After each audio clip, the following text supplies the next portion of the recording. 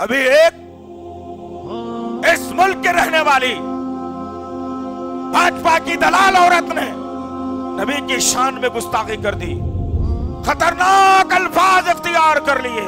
सड़कों पे, अरे आप छोड़ो, तुम्हारे उड़ते हुए घोड़े एंड ऑल दिस फ्लैट जो कुरान में आपके लिखा है बकायदा, उसका मजाक उड़ाना शुरू कर दूं? 6 साल की बच्ची से ब्याह करके 9 साल में you having sex with prophet Mohammad ने बोलना शुरू कर दूं मैं? हाँ, earth is flat according to Quran 88:20। बकवास ना कीजिए, उड़ते हुए घोड़े पे बैठकर खून हो जाइए। खतरनाक बातों को उसने नबी के खिलाफ बोला। कहाँ है तुम्हारी जवानियां? कहाँ है तुम्हारी जवानियां? फेसबुक की दीवानी जवानी, यूट्यूब की दीवानी जवानी, इससे क्या जन्नत मिलेगी तुम्हें?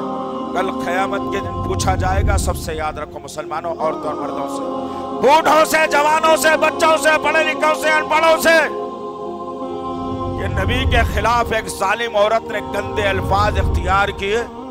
तुम रोटी कमाने में रह गए, तुम नरम बिस्तर पर सोने में रह गए, अपने बच्चे को इंग्लिश तालीम दिलाने में रह गए, दावतों में शरीक होने में रह गए।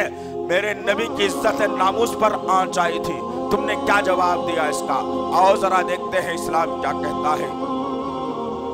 इस्लाम कहता है जो नबी के खिलाफ कर दे उसको जीने का फिर दुनिया में कोई हक नहीं है। काब बिन अशरफ यहूदियों का बहुत बड़ा सरदार, आज भी कभी जाइए मदीना, घूम के तलवे चाट के मत आइए अल्लाह के वास्ते।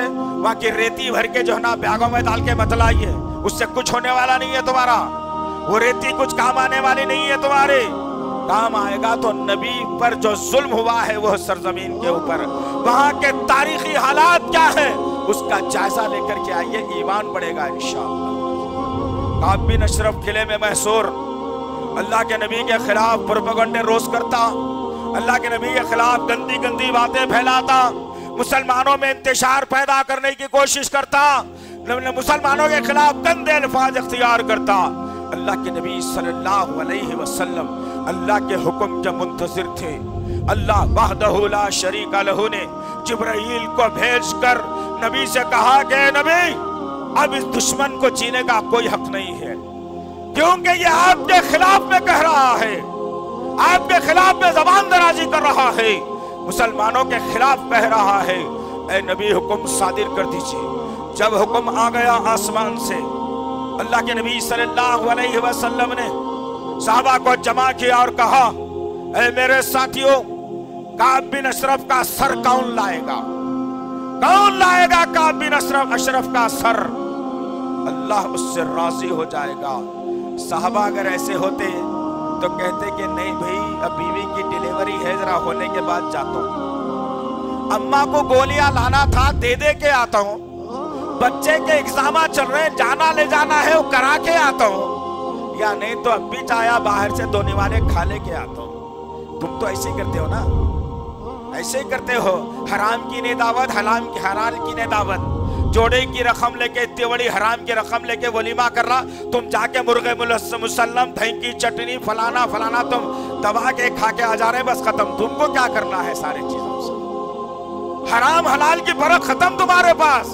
वो सहाबा कराम एक एक लुक़मा सोच समझ के उठाते थे, इसलिए अल्लाह ने उन्हें मोमिनों में शामिल कर दिया। वो मोमिनाना सिफत रखने वाली कौम, सहाबा कराम की एक जमात अल्लाह के नबी की खिदमत में आई और कहा, या रसूल अल्लाह, क्या कह रहे थे फिर बताइए। कहा कि काब बिन अशरफ बहुत गंदगी कर रहा है, अब काब बिन अशरफ का सर चाहिए, अल्लाह का हुक्म है, आओ। साहबा अपने अपने हाथों को उठा दिया, खड़े हो गए, नामों में तलवारों को डाल दिया, माथे पे हल्के हल्के पसीने के खतरात आ गए।